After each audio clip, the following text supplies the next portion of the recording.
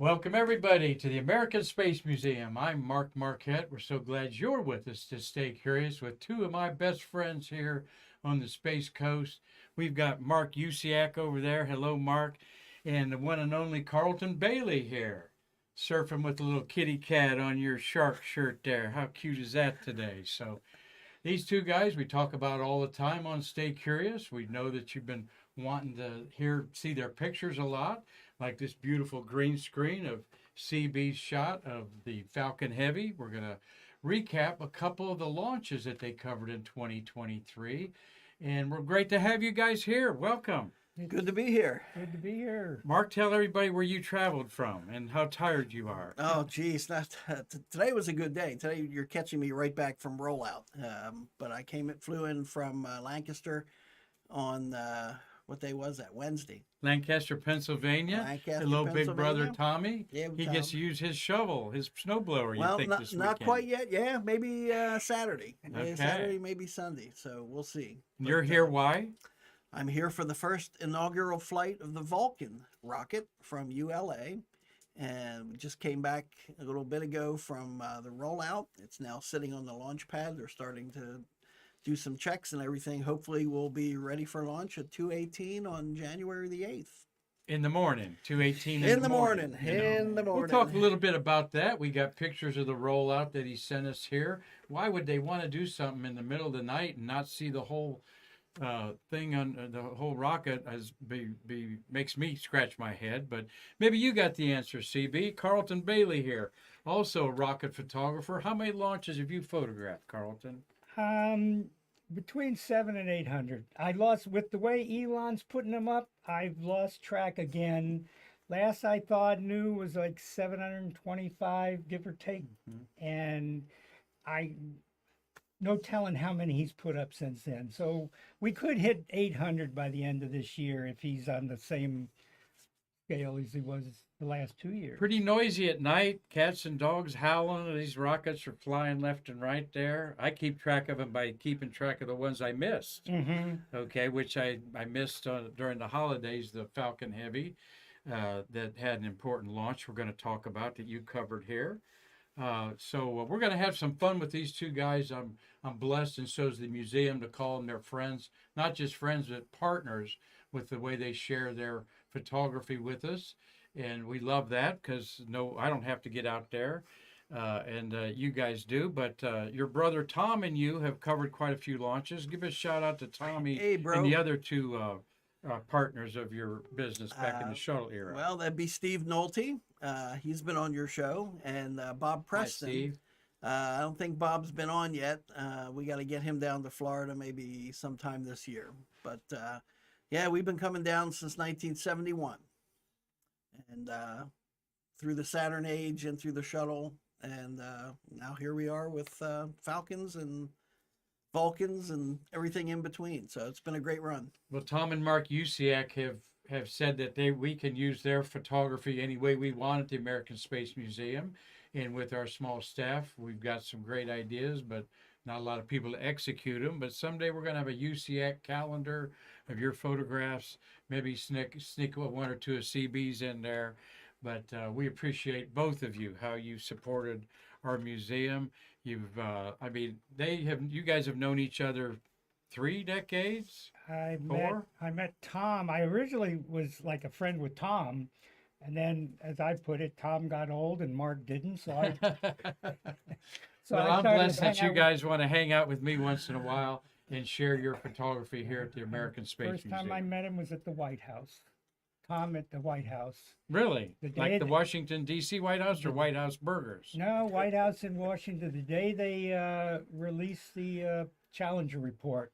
Oh, Up really? until that time, there was phones and faxes and regular mail, and that's the only way that Tom and I could communicate was by way of fax or phone. And then that day in June, I think it was, met up with them while they were figuring out a snafu at their badging station at the White House, and it's the first time I met him. So yeah, 38 years. Well, that's great. White House. Kind of hungry for those hamburgers. Hadn't had one in a while. I think you can buy them in the frozen section there. and a guy that always brings in some good stuff to eat in our museum here. My way of saying hi to Selvin Trotter. Selvin, thank you for manning the board. Talk to Marty Winkle, my co-producer for over 960 of these shows this morning. Marty's still under the weather, but he's on the way up. A lot of flu, even some COVID. We all know what's going around here in the winter time. But we're going to, thank you, Selvin, for helping us out here. You're doing a great job flipping back and forth those boys' names. The boys, as our good friend Chris Callie likes to call you We guys. got to get a shout out to him. He just called me right before the show started and said to say hi to everybody. So, well, hi, Chris Callie. Hope you find us on YouTube. But yeah, he's been busy. I called him a little bit earlier today too. He's got those number 4 dark pencils, working on something he was at the exotic studio in the when he studio called, there. Yo, Chris. And we featured his artwork. And you know, your brother and you have brought me to Carleton, and you guys brought us to Chris Callie, and I know our executive director Karan Conklin also wants to say again, thank you all for helping us reach out to this beautiful space community with the things that we do. Could not do it the way we do it without you guys. Well, there's nobody really sharing the history. Everybody seems to want to go what's going on today and let's look to the future. But this is the only venue that I've seen in recent memory where people come on and share how we got to the day, how we got to the Vulcan launching on Monday. And it wasn't just an overnight thing. It's been some ups and downs, and I'm personally glad and happy to be here. So I've seen so much, I've done so much, and I love sharing. As you know, I love to tell stories, and A little bit. and some I could actually tell on air. Actually, yeah. And if you want to hear any off air, come down to Zarella's. Should have put John Zarella's picture up there. We bragged about him on Facebook winning the National Space Club prestigious Lifetime Award for his contributions. I will be going to photograph, and I will give you some pictures of that as I shoot them. How about that? I thought he was going to ask me to be the photographer. Well, when you find out how much the tickets cost, you'll change your mind. Yeah, about $1,500. But John, God bless you. We'll brag about you later in the week. I should have put that up there, but we're happy to break the news to everybody out there on our humble Facebook page out there.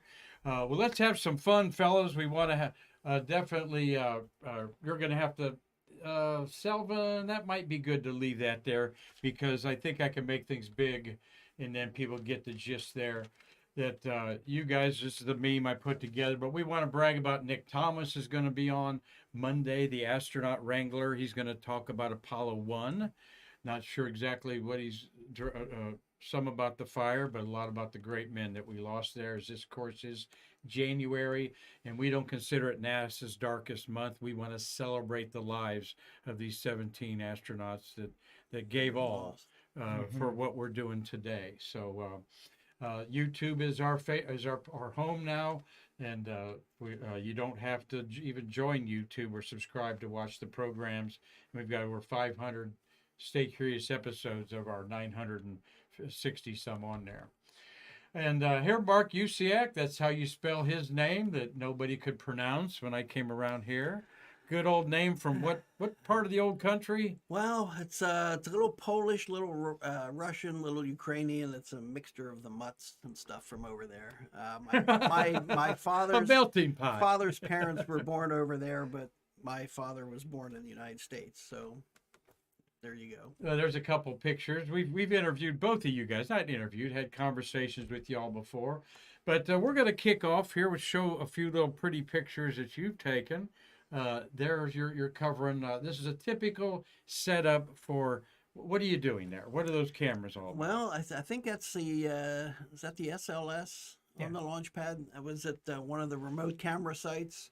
So those remote cameras triggered how for the novices out there? Well, I think you can see that little blue box hanging down off of the tripod there is a sound trigger that our good friend Steve Nolte has built. And Sound trigger. Can you also do it by ground vibrations? There's 10 different ways you can trip them things, I guess. Okay. But this one just goes by pure decibels. And when it reaches 100 decibels, it closes the circuit and it just keeps firing until the sound goes away. So why are So- the cameras all wrapped up? Well, they've got to stay out there sometimes for a day, sometimes longer. Okay. It's not to protect it from anything, like nothing from the rocket. It's basically just Rain. weather. Yep, rain, weatherproofing. Do you anchor them with some weights? even, some wind, Well, or- the tripods are pretty heavy. Some guys stake them down. They'll put a dog stake in and then wrap a bungee cord around it. But at that distance, the vibration wasn't that bad. How about your experience, Carleton, with the setting Well, up out there? That's actually my setup right just to the left of him now. Now, do you guys drive your own cars out there? How no, do you get out there? by bus. Okay. I've seen. I'm acting like I don't know anything about it, okay, for the I'm people answering- out there that don't know anything I'm about answering like I know something. it. Yeah, right. So let's I've- have Mark do most of the uh, talking. I've seen. I stake mine down just because you never know where there's a wind gust. This particular day we were setting up. The first day we set up, by the time we left out at the pad or the setup and got back to the press site, which is three and a half miles away, Uh-huh. a storm came through. Lightning was hitting everybody. We went out the next day, and several people's tripods had been blown over. Mm. And that's when they find out, oh, maybe we should stake them down just in case. Well, there's a lot more to these beautiful pictures than y'all think about. That's why we're talking about this. Some of the nuts and bolts out there. You all have to be accredited ahead of time. So you can't, you have to, that's a whole process in itself, You go right? through a vetting process to make sure the organization that you say you're working for is really an organization that's going to get the images out to the public.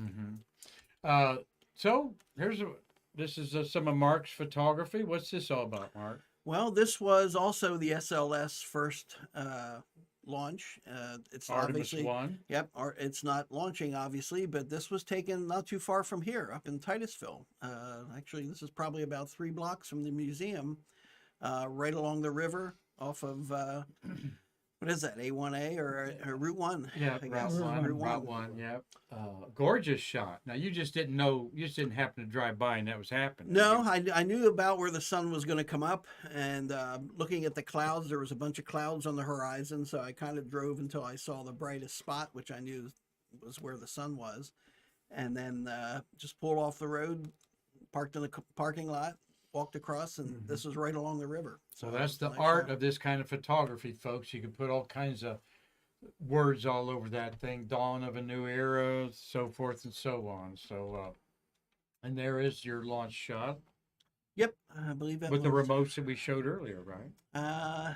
Was this from the press site? That looks like a press That's the site. press site. Okay. Yeah, the remote camera. And you tell that because Well, the position of the water tank from where we were was there, and they didn't.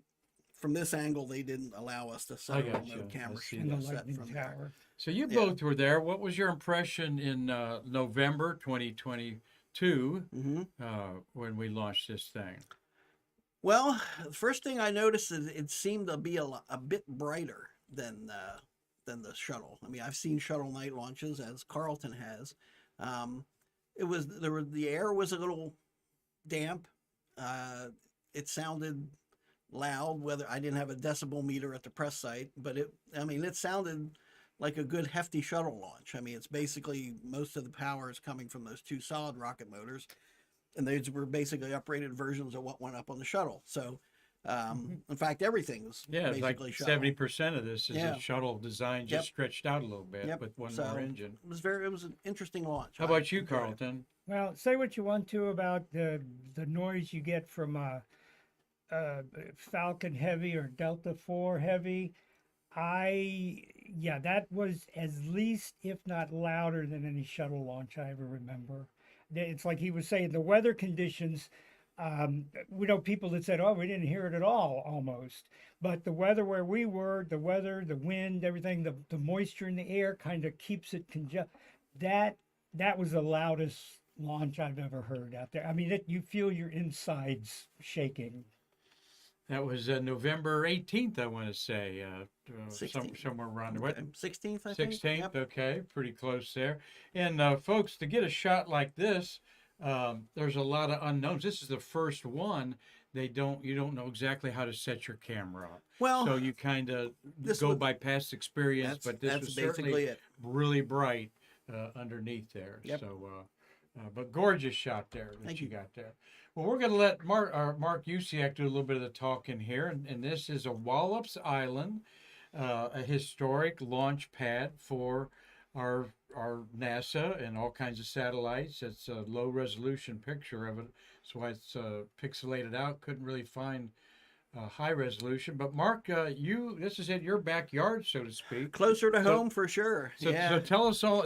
Wallops Island just celebrated their 79th year of operation on December 9th, 1944. They were formed, so they'll be having an 80-year celebration. It was called the Langley Aeronautical Laboratory at Langley Air Base, Virginia, and it was the birth of Wallops Flight Facility on this Virginia peninsula of the Outer Banks on the shores of the Atlantic Ocean.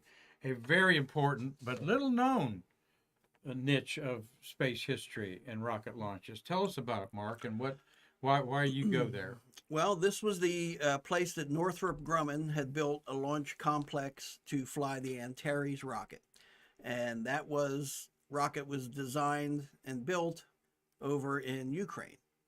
And with all the geopolitical things that were going on, the factory that produced those rockets no longer exists.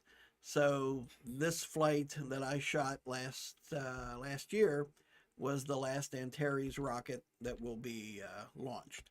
Wait, where are we going? There's my images there. Go for it. There you are. Yep.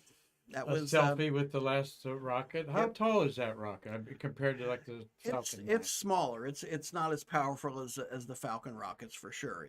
Its only purpose was to launch the Cygnus cargo module that takes about 8,000 pounds up to the space station, and that's what the whole purpose of that rocket was. It was to get a cheap, economical transportation system to get that stuff up to the space station. Well, this is this year's launch. I forget the month, the date of it there. Yeah, that was last summer. But that's the ignition there, slow burn underneath there. Yep, it's got the Russian or Ukrainian engines or Russian engines, I think. There, yeah, the last Russian engines used on this soil, I believe.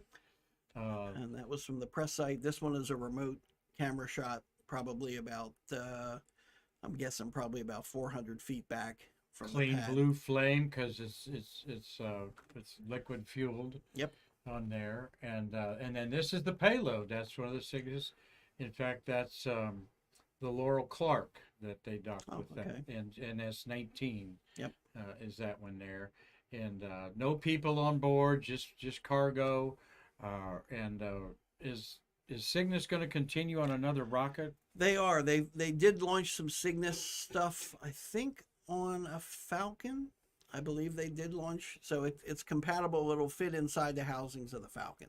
Okay. And once there's another company that NASA's contracted with to build a replacement Antares rocket, because the infrastructure, the building, the housing, and all that stuff for the actual assembly of the rocket is still intact in Virginia. So they're going to make an American version of the Ukrainian rocket. So. Interesting. Selvin, if we have any questions over there, I know we've got a lot of friends and fans of these shutterbugs. They have a lot of comments. Can you read any of them? Mostly, joking with them. Uh-oh, we're going to get in trouble on YouTube with these comments. No profanity, but a lot of Okay. interesting Yeah. comments.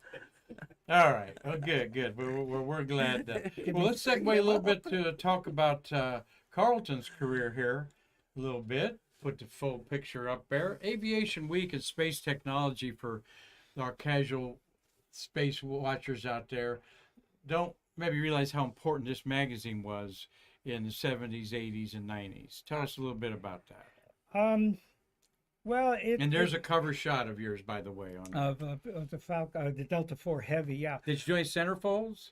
I'm That's trying good. All right, continue with the Aviation Week. And No, I did. I did the covers, but no, it was. That sounds like the Bible of the aviation business. I don't think there was.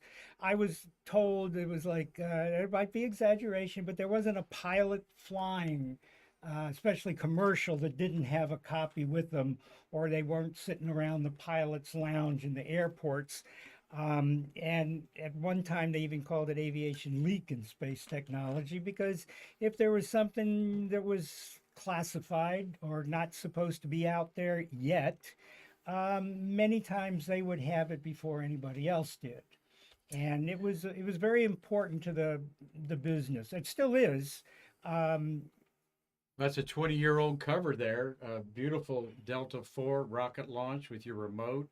I mean, no wonder that's a cover shot, folks. There, you had several cover shots there. We're gonna end our program with probably your most famous photograph taken 20 years ago. But talk about the good feeling of having your work seen like that.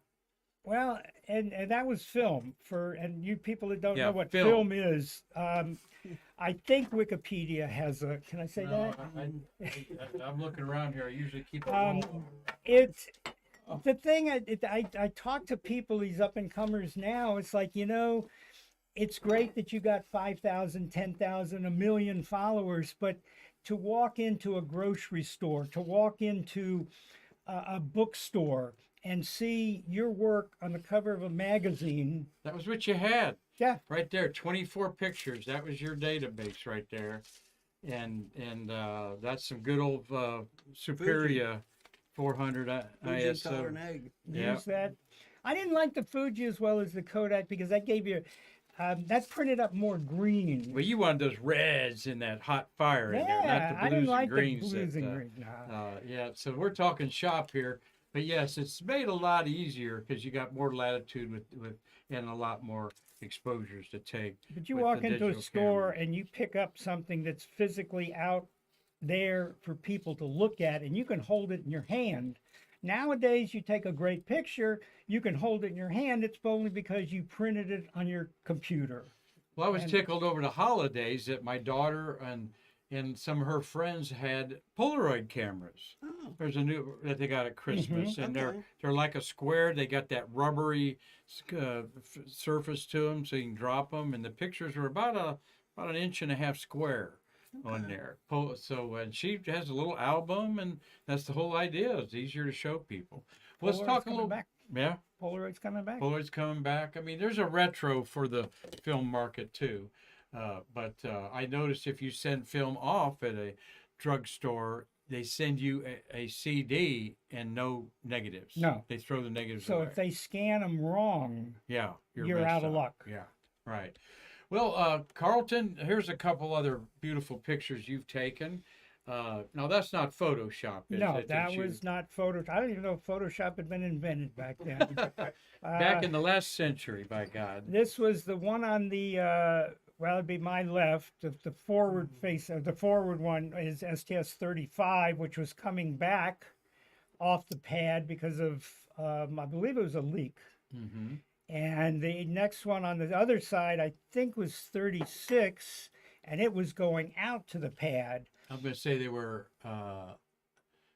That's Columbia. I can Right, tell yeah, because 35 of the was Columbia. because of the black on the wing there that Terry White taught me And about. basically, you're looking at about $8 billion worth of flying machine right there. Plus another 4 or 5 of the hardware there. And to have that much in one place at one time, all the news people were kind of going like, is this really a smart thing to do? You never know. And fortunately, nothing happened and everything went copacetic. But it was a once in a lifetime thing. They never did it Mm-hmm. again. And if you were there that night, you saw it. You saw history, and you saw something that would. Now, back in the Stone Age, before the instant communication with computers in our pockets, did you have a beeper or something like that to alert you to some of these things going on? We had a. I had a. Well, it was a police scanner, basically. Only mine was a NASCAR scanner, because when I bought it, it had the booklet with all the NASCAR Okay. things. But you could go into Radio NASCAR Shack being stock car racing. and buy books that would have the frequencies to listen to. And there was Huh. you could go into Radio Shack and their book would have the Titan ops, the KSC security ops, the Cape Canaveral security ops, the weather ops. The best one was the Bionetics ops, because if you could find out what the photographers that were there specifically because they're contracting and they have to know what's going on, Hmm. then, When you were one of those. well, we were on this side of the wall, like the NASA photographers, the Air Force Oh. type things. We were told what we were told. The scanners were told everything. So they got whether there's a delay. They were talking, it's going into a delay. They talk, we're going to come out of delay. So that's how you knew. It was like a police system. You use the scanners. And then if you got the right address, you could tell people what was going on before they told you. Well, there's a gorgeous photo. We love waving the flag here at the American Space Museum. What was this important mission? That, by golly, that looks like Starliner Is that taken Starliner? off there. Yeah, the first and only shot of Starliner. Well, Yes, you're that's- younger. You got better eyes. Yeah, right. Well, that's what you. And you can actually see the skirt there on the top of it, Okay. Yeah. sticking out there. But and that's what your note said when you sent it to me. So Okay. Well, that must be so. hard to get the flag to wave just right for you. God bless you. That was a serendipity, wasn't You it? will set up for the flag shot, and it could be straight out, and then at 30 seconds before launch, the wind completely stops and it just drops, and you're like, okay, you can't move anywhere. And then usually a couple minutes afterwards, it'll go right back out. But it's kind of a maybe not kind of shot. It could be flat out like that. It could be waving where it's down and you only see half the flag. But if you shoot fast enough, and now with the digital cameras, you can shoot fast enough. Back in the film days, you would only take 1 or 2 frames right there. Absolutely. and You wouldn't have want to- you wouldn't want to waste a frame on No. there in case something happened in the Right, next 2 frames up exactly. above it there. The Starliners had some problems. They're rewiring the whole thing again because the wiring wasn't waterproof, if you can believe that. Mark, have you heard anything about the estimated launch date for Starliner? First quarter of this year is the last I heard. So. Oh, really? Earlier this year Yeah. instead of later. Yeah. All right, well, that's good. We need to get it off there. I lost a bunch of money thinking Starliner was going to be the first crewed spacecraft instead of the Dragon, but I really didn't lose money, but I thought it was going to happen like that. There's a pretty picture, typical of your good work there on a excellent lighting there on that single stick rocket. Yeah, it doesn't look Falcon very 9. familiar because that's a daytime launch. Yeah, right. They've really had a lot of nighttime launches. Not haven't being they? sarcastic. Well, we wanted to brag about a couple friends of ours there. There's Emily Carney. Hi, Emily. AM. AM, Space hipster number 1. what's up? What's that occasion that you had to put your glasses on? Well, this was a couple years ago. That's probably 5 years ago. Yeah, I'm thinking. 5,000 of space hipsters. There's Yeah. over 25,000 Yeah, now. this was out at Space Fest in Arizona. Yeah, well, we love you, Emily, and keep doing what you're doing. She formed this Facebook group about 12 years ago or so, less, and then Yeah. it's mushroomed into a tremendous site to talk to space geeks, learn a lot. Worldwide. Worldwide, you never Yeah. know what comes up. She's been a guest on our show. She also does an audio podcast, and I forget the name of it. It's Space and Things. Space and Things. There you go. And she's been very kind to our program on there. Emily, we can't wait to see you in our museum again. And here's another media influencer there. Who's that? That is Ellie from Ellie in Space. Okay. Ellie She's, Sheriff's her name. right. She's based out of Texas down there now. She's got a podcast. She got the same shirt on there. Oh, yeah. I have a whole closet full of them. That's why. And a washing machine between. So I'm glad of she's that. look, there's Fodsy. She's what did you say? She's up to about 80,000. Yeah, she's between got 80 it. and Yeah, 100,000 she has viewers. over she's 80,000. actually a very talented news person Yep. that turned into a space geek. And if you want to know what's going out there on the Boca Chica and the Starship there, she's basically plants herself out there a lot. I think she's based out of the Austin Austin area. area. She lives in Austin. And Yeah. there, Hey, and Ellie. Ellie's also been on our program here, and we welcome her input anytime. Now, what she got there? What kind of creature she's holding? That's Fodzilla. Godzilla, but it's really Godzilla. Right, but copyright include. So they've got the foreign object debris program here. So they don't want, when they go up in space, they don't want zeroed gravity and have screws and bolts and nuts and things floating around. So they have a foreign object debris. Right. So they need all the foreign object debris Right, so- out. So that's so- Fodzie. Yep. Oh, and we got all dressed up here. That His looks ugly cute there. Christmas sweater. Oh, he's green. of course, Oh, Oh, he's but naked. no kidding. Carleton, he's naked. Carleton is really a expert. He's really a fan of Godzilla. I've learned a lot about Godzilla and It's the and love invisible Godzilla, Godzilla. in there. And there's Sorry about that. I didn't think about that. yeah, and of course you have reminded us the dimensions of the greatest monster of all time.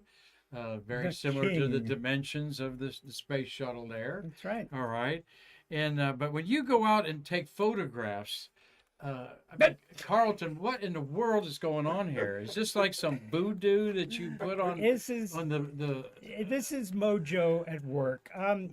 He first, the earliest I've been able to find pictures of him out there was STS-115. You've had astronauts hold this blessed little Bill doll. Nye, the and- science guy. and, Three of the guys that were inside the rubber suits in the movies have Yeah. had his pictures. super fan, and he's well known to be a super fan too around the world. And You know the actors and personally, right. and yeah, I was watching Ultraman on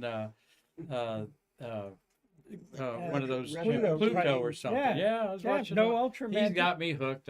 It's just mindless. Gave stuff Ultraman in a the tour of the background. Space Center last year. Yeah, he was But- in Orlando. You said. Yeah, Yeah. it's just everybody's got good luck charms. You know, Yeah, whether it's don't change your socks or don't Our change your friend Jean underwear. or Wright, socks. she's got her own little troll doll she takes out there. So But you don't have anything like that, Mark. Well, you know what?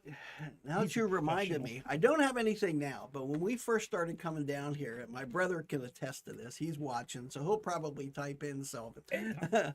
When we first came down here in the 70s, we had a ritual.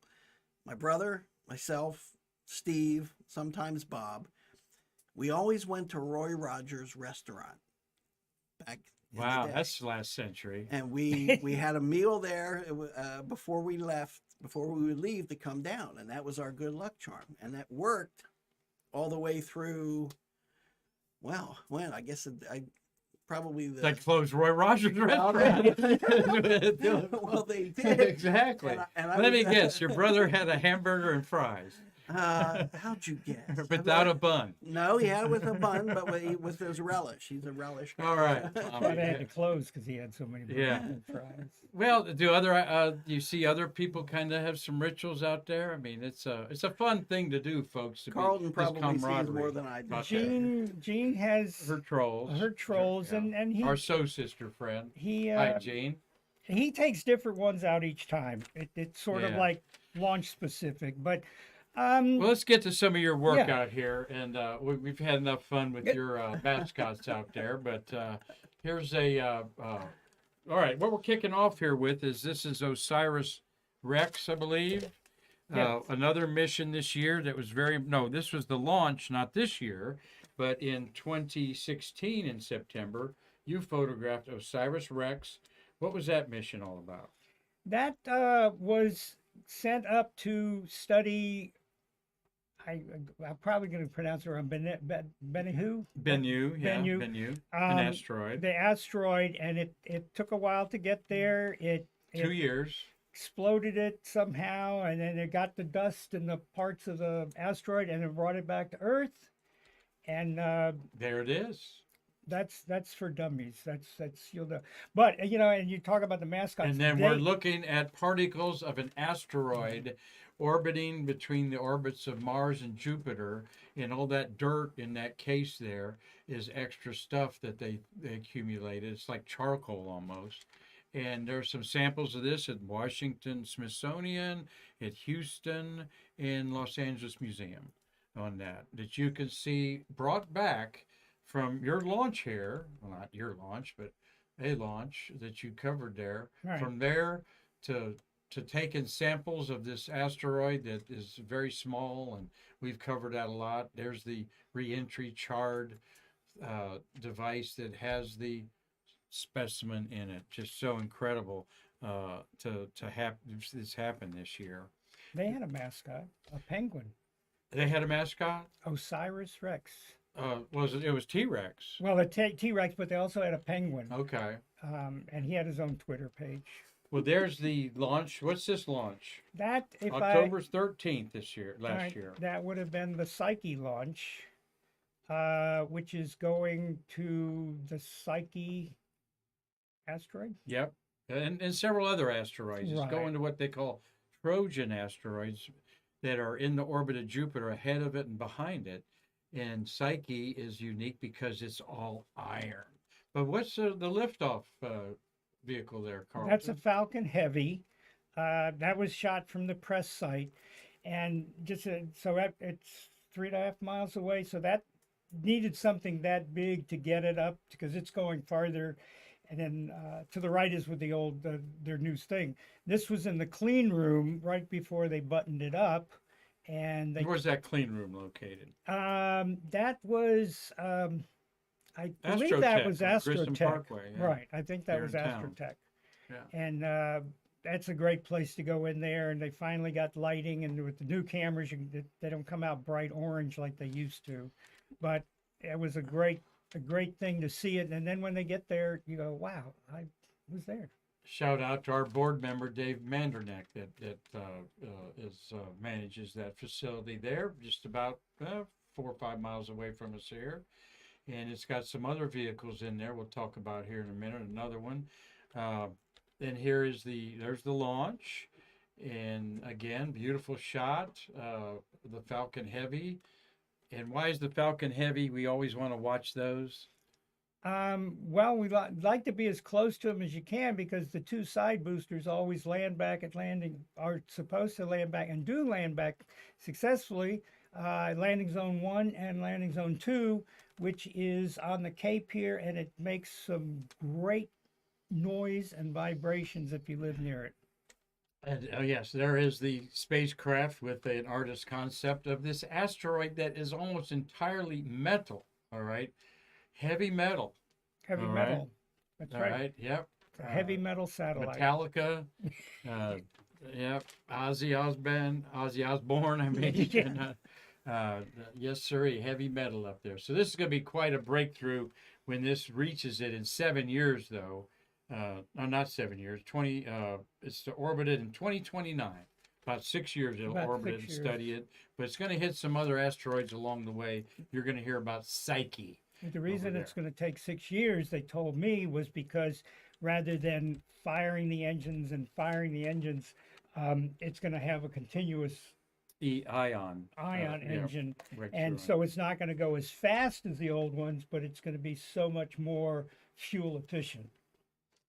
Well, we wanted to talk about what is the news of the day that brought Mark Usciak down here on assignment, is the United Launch Alliance's inaugural launch, which is a very important thing, of their Vulcan rocket. Here it is in production. It's only got 2 engines on it, built by Blue Origin. Their first test of their engines, maybe. Have they flown on anything before? I think this is the first test. So, you guys aren't rocket scientists, but you know, what's your assessment of this bad boy? Here is your first assessment. You heard that it hit the dock and was coming out here a couple months ago. It's pretty. It's much nicer with the painting on it. It's got it always makes a great photo. Not when they launch in the middle of the night, but it's going to be a big one. And It is out the gate of the Space Force doors, basically right there. And what's that old timey rocket there? That's a Navajo. That was destroyed a few years ago in a hurricane. They rebuilt it, and it's right outside the gates of Cape Canaveral Space Force Station. and they used to launch those with the Tried to launch them, tried- people will say. the Their motor nickname is the Never Go Navajo. Mhm. And then you had the snark that was created the snark infested waters. There were failures all the time because we didn't know what they were doing. Everything launch was a breaking a new barrier. This concept was to have the bottom white one was actually going to return to the launch site on the skid out there, Oh, and okay. the top one was going to have ballistic nuclear warheads on it to keep Jeez. us safe on there. But what a great shot, Carleton! Well, Good. thank you. The It's good one timing of out those there. that You got the 21st century there and the 1960s there juxtaposed. you got to plan for it, but you got about 5 minutes to plan. You got out of your car and it was going by, and you're going, "Oh, wait! That was No, well, No, actually, I'm they kidding had you. us over at the I'm other kidding. site, and then I had to run over to this site to get it. So Well, you went out there and they put it up without a payload.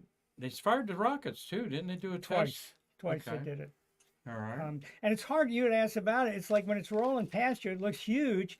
Now you look at it out of the pad, and you see that bottom section is all that came rolling past us, and it doesn't look quite so big when it's just sitting there like that. And here a picture taken just hours ago by you, Mark. Yep. You were out there today for the event they call Rollout. At the rollout, yep.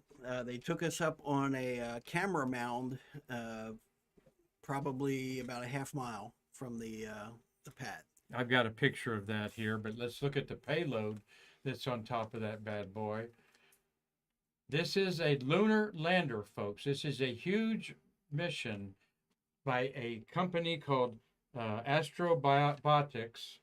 All right, this is a private mission. There's a few NASA instrumentation on there to gauge things like the moon's soil density. They want to know if there's any electromagnetism lifting off particles off the moon. They think that could be going on. And it's a scouting mission in many ways. But you're going to hear a little controversy about that. Why? From what I understand, and I don't know fully the whole story, but it has remains of some humans on board. Yeah. And there's companies, I'm not sure, so I'm not going to name any names. I'm not sure which company's doing it, but there's been several companies that will take some of your ashes after you pass away and they'll launch them into space. And some of them come back, some of them are just left out there. And these were going to the moon and to be left on the surface of the moon. And there's some Yeah. controversy about the nationality of some of the Well, There- you're going to hear about the Native American sect are saying it's desecrating the moon, and their sacred beliefs about it, and we all are all for that. This is some new territory, particularly about the politics of controlling the moon. And we had a gentleman on yesterday. I forgot to Yesterday. thank him, Rick Horner. Thank you, Rick, for your great program. And Rick pointed out that Antarctica is the perfect model because I did not know this, folks. If you pay for a trip to Antarctica, you know you cannot bring a rock back from Antarctica. That is like owning a moon rock. All right, Wow. you will be put in a federal pen and throw away the key. You'll You be can- making small rocks out of big ones. Yeah, right? yeah, right, yeah, Well, exactly. No, and Rick said that you cannot. It's a sovereign country. No one owns anything down there, and it's the pattern that we should have been doing since Apollo, having a base with 20 or 30 people on the moon. But there's a lot of geopolitics or lunar politics to work out there, I should I say. think you guys touched on it yesterday. It's like the next, who's going to make the laws of what Yes. can happen on the moon? And it's going to be interesting because if I understood the gentleman yesterday, it's like whoever gets there first or next Yeah. is possibly going to. Watch Rick Horner yesterday. He worked He worked on the shuttle and then 40 years with Lockheed Martin. He loved talking about the integrity and of Lockheed Martin, and that was just a really good interview. You can all check that out. But he definitely said something that people aren't talking about. We are in a moon race with China. And you better believe it, because China has plans just like us to monopolize the South Pole, where we think there's water and resources to sustain humans as well as have fuel to go back and forth between our celestial worlds. So, so that's a big deal on this rocket that we're launching. What time's that launch, guys? 2:18 2:18 on a.m. the AM. Yep, 2:18 Monday morning, AM. Sunday night. Yep. Correct. And Carleton, you sent me the weather on that as we look at this picture here. Let me get the weather forecast that you sent while we look at this full picture.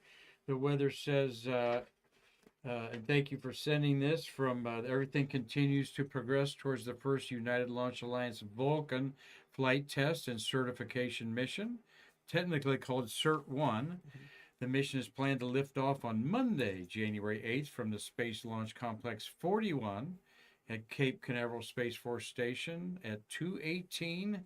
85% chance of favorable conditions, though we're supposed to be hammered Saturday here at the Space Coast, like some of you are going to be getting a snow situation up there. Only 15% of thick clouds, violating the rules. So that's good for you flying down here, my friend. So that you're going to get to do your job on there, and and get out of Carleton's hair as soon as he can Nah, on there. I Are the do. squirrels picking on him yet out there at your hacienda? He knows he can't walk out the house without peanuts now. Just check out Carleton's Facebook page and you'll know what I'm talking about, okay? Hey, Mr. Gerald will send me Well, some. guys, we can't talk about a Vulcan launch without, okay, Uh-huh. and astronaut Terry Virts. You know why Terry tweeted this? I don't know. This was his tribute to Oh, the great actor Leonard Nimoy. Leonard Nimoy when he died. Oh, He was in okay. space and he did this. And understand Terry Virts is a heck of a businessman too. I got that inside information from a friend. So, well, folks, we have one other beautiful launch to do, and this is a crewed launch coming up the day after the Vulcan. So you're going to hit a double header. You going to stick around for it? I built an extra day in, so yeah, if it goes the next day, I don't have my flight doesn't leave until the 10th. So Carleton, tell us that this is Axiom 2. I know you know about Axiom. A lot of people don't understand that Axiom is its own space company and have some big Right. ideas. And I got confused and mixed them up when we were talking earlier. So Axiom is a private company that is sending their own astronauts, the private astronauts. This one has Peggy Whitson, wonderful NASA astronaut, commander of the International Space Station, I forget how many, 600 days in space, I'd have to say, for her. She was the commander of this, and there's 3 other people on top. right.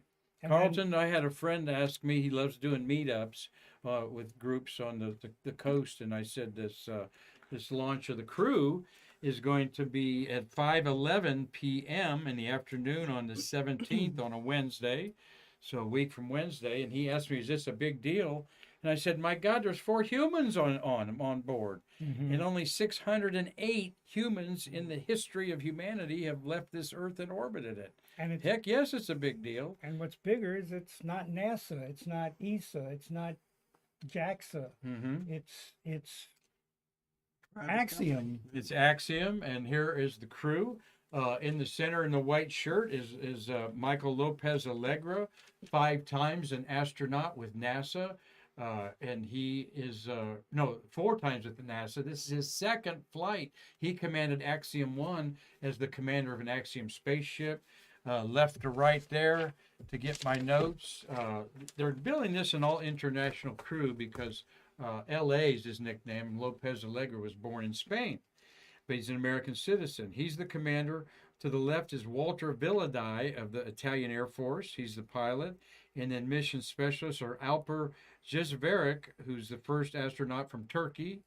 And he's on the far right. And Swedish Marcus Volt, okay, is the first member of the ESA astronaut group to receive a space flight. So this is the commercial astronaut corps that NASA turned over basically to private companies. Axiom wants to build 4 modules on the International Space Station, one each year, and then separate them with its own power plant of solar panels, and then send you on your vacation up there, Mark Usciak. I just got to pony up and hit that Powerball. Don't we all? Don't we all? Well, we wish them well. Those will be 3 rookies, make it 611 humans. And we'll be looking forward to that. An afternoon launch with humans on board at 5:11 on a Wednesday afternoon. Hopefully there'll be a traffic jam for people wanting to see this. Mhm. Well, guys, I've really enjoyed talking to you today, of course, and want to go out with something that has kind of become commonplace, but CB right here was the first one to do it and have it published, and that is this picture right here. Well, Yep. Yep. There's your Aviation Week in Space Technology. The date was March 2020. But the Or- launch was January 20th, 2000. And you can see over Mark's shoulder there, you captured a rocket It was- juxtaposed in front of the moon. And today we want to say that this is an app for that. And there's the Falcon Heavy, John Krause, who I'm sure you guys know him. Mhm. Excellent photography there. But this was very hard to do. And this, we're not going to say it's easy to do, but you're the first one. Talk about that. How'd Well, that happen? And this again, this was film, and you're out there with the 36 exposure film. We're out for, it was a discus, so it was a military launch, and the Air Force took us out to the what they call Press Site 2 or Press Site, and we got there and we waited, and they were holding. They went into a hold, and we're waiting, and nobody's really paying attention to the moon. We're just paying attention of how long we had been standing out in the cold. And we're like, can we go home yet? And they're going, no, it's going to go. It's going to go. And all of a sudden, we're getting ready to pick up the count. And it picked up the count. It launched. And after it was out of view, people kind of looked at each other and went, did we see what we just thought we saw?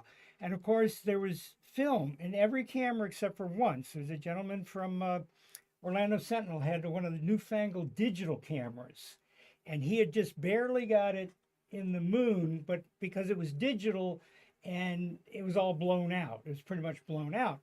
And the fellow on my right was 3 feet to my right, and his was outside the moon. And it just, because if it had You're not, between the two of them. I was between the two of them, had it not delayed those extra few minutes, this would not have been possible. But it's film, and to try to get the exposure on the rocket, because you can see the little verniers, thrusters kind of burning there on the upper stages, and to get the moon that That's perfect moon up there. It's right past the crater Tycho.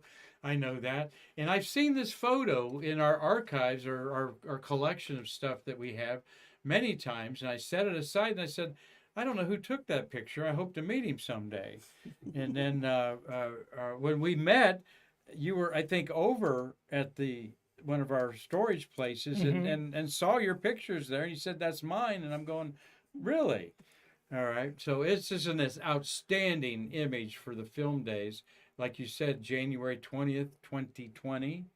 24 years ago, almost to the day. Yeah. 400 ASA Kodak film with a Canon 10D, I believe. And you do see right below the cone there is a little spurt of the thruster he's talking about coming out there. Oh, no, it couldn't have been a 10D. 'cause that's So did you digital. buy a Mercedes with all the money you made off of this, or I was paid, or was that just the usual $40 for your? I got paid assignment for fee? the cover, but Lockheed Martin ended up using it, and they came to me, and the CEO of Lockheed Martin wanted to use it as his Christmas card that year. Oh, And so, me being the gentleman that I am, and not at all sarcastic, said, well, make sure he spells my name right when they address it. And they said, well, he's already asked for your name and address. So he used it on the front of the card. With awesome. it had my name on the back, looks just like a Hallmark card. No, I want you to show me that one day. And Probably sticking behind that 1968 Godzilla that I like so and much. there's there's no telling where it is. I had a friend that worked in another photo lab, and the guy brought it in one night, and he wanted to use a Yeah. instant copy. So yeah, it's Well, kudos to you, Carleton. Real groundbreaker there. You can be proud of that you were the first one. And John Krause, what an awesome image. I mean, what can you say in there? Great that they're looking around at the celestial sites there. Mhm. So, guys, is there anything you'd like to say before we bid adieu here? Anybody? Well, I'd like to thank you for inviting us down and having us on. And I know I can speak for my brother and Steve and Bob, but we're just grateful that you appreciate our work, and we're always glad to help whatever we can. This is such a great place, and I tell everybody I know, and telling the audience now, if you're ever in the area, you got to stop at this museum. You got to. It's one of a kind. Thank you, Mark. I've met so many good people through you and your brother. It's just an amazing journey that we're on here together. Thank you. At this stage of our lives, really. Yep. Carleton, what'd you like to say? well, it's after 30. Well, we're going into our 38th year now out there, and I've got history throughout my house, and it's one of those things you don't know what to do with. So I'm honored that you guys think enough of it to not only use it in your shows, but to have me down here to help talk about it. I'll go home and read the comments, see whether I'm welcome back or not. But I'm not that far. I'm getting close to the point where I'll probably come down and start volunteering for you guys and telling the stories. Actually, wear a gray shirt. I can't see you in this gray shirt here yet. Well, I'll wear But, it no, over. you have to wear a gray shirt here if you're gonna. But no, we welcome you, of course, and you're a good friend. And I'll tell the stories that I can't tell on the air here, but not to the school kids. that's right. Well, let's go out with this beautiful image here, folks, of a beautiful man with two other beautiful guys there. Tell everybody who this is and what a great man he was. That's me. And no, it's Al Warden. Astronaut Al Warden circled the moon 70 sometimes with Apollo 15. And one And of the great benefits of knowing this fine gentleman over here and his brother, you get to meet people like Al. And Al, they were good friends with Al, and through Mark, I fell into the Usciak Al Warden circle of friends. And if you had told me 60 years ago when I was watching up the sky thinking I could see Alan Shepard fly that I was going to be at a dinner table eating with moon people, I'm like, no. Yeah. What do you got to say about Uncle Al, who we lost in, I think, March 2021? Okay. About 6 months after this picture was taken, Yeah. frankly. Yeah, that was over at the visitor That was center. he was the last outside of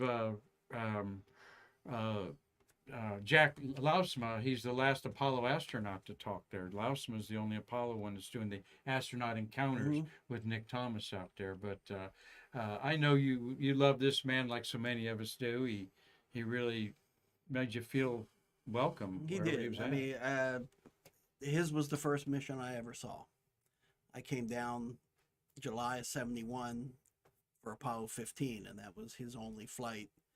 And I watched it from the Saturn V building. My brother had a press pass, and my father and I watched it from where the Saturn V building is now. And that's where they put all the dependents, what they call dependents of the members of the press that were watching from the press site. So his was the first launch, and then over the years I got to meet him numerous times through Astronaut Scholarship Foundation events, and he was also a contributor and multiple attendee to the Space Fests organization, or the events out in Tucson, Arizona, and got to really meet him and talk with him and just being cool with him. And when he passed away, his family had contacted me, and I photographed his funeral at Arlington as well. The great Al Warden there, one of the really good guys of the Apollo program. Sorely missed, but he really made an impact with his 80-some years of life here. and ours pleasure to meet him too with one of his secretaries, Hazel Banks. Always had a lot of fun with him there. So rest in peace, Al. What a great shot though of you two friends there with a NASA legend. He's got several books out, and you want to check those out. So Kudos to Francis French also, who basically helped him write his story, Falling to Earth. That was Al Warden's story, and his gregarious laugh is yep, he just loved life amazing. for sure. Yeah. And what everybody liked about Uncle Al was you knew what he meant. You knew what was on his mind. He didn't pull any anything. punches about anything. He just didn't, to the extent of maybe not being politically correct all the time. But just wanted to share that great memory with you guys to end our program here. Thanks again, Mark.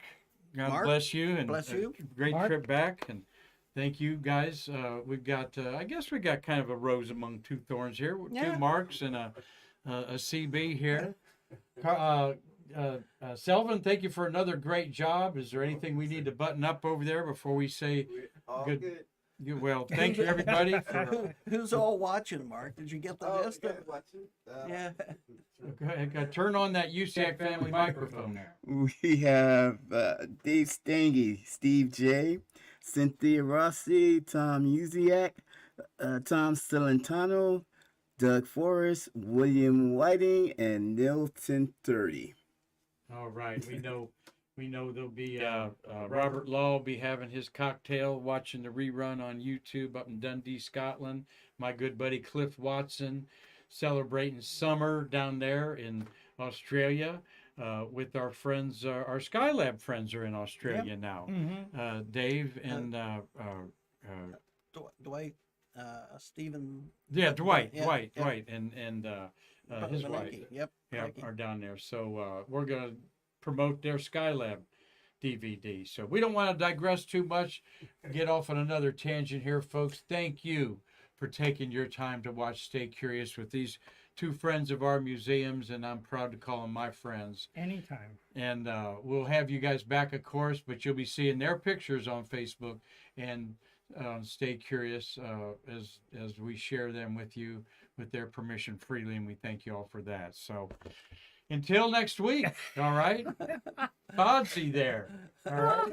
He's the green, The X-ray. the greatest monster of all time, says, we can't wait to see you again. What, guys? To bridge the space between us. us. Be safe with that nor'easter, our friends.